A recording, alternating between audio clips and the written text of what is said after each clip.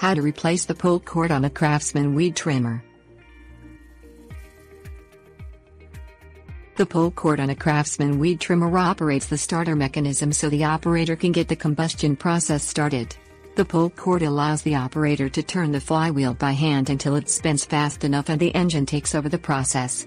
This cord can get pulled off from excessive tugging when the engine won't start, or it may get tripped or frayed, forcing the operator to replace the cord before he can start trimming again. Things you will need: safety glasses, screwdriver, scissors. Move the ignition switch on the Craftsman into the off position. Unscrew the starter assembly cover and remove it from the trimmer using the screwdriver. Flip the starter cover over to replace the pull cord. Cut the old cord off the pulley and the starter handle. Throw the old cord away.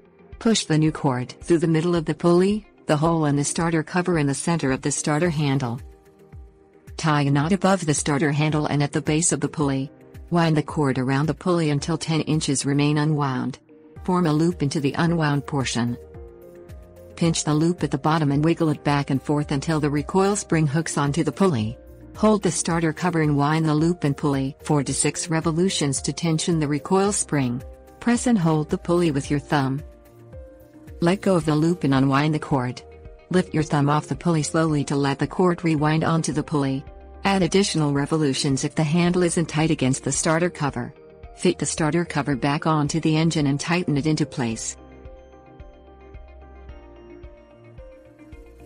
Tips: warnings. The recoil spring can fly out at any time, so always wear safety glasses,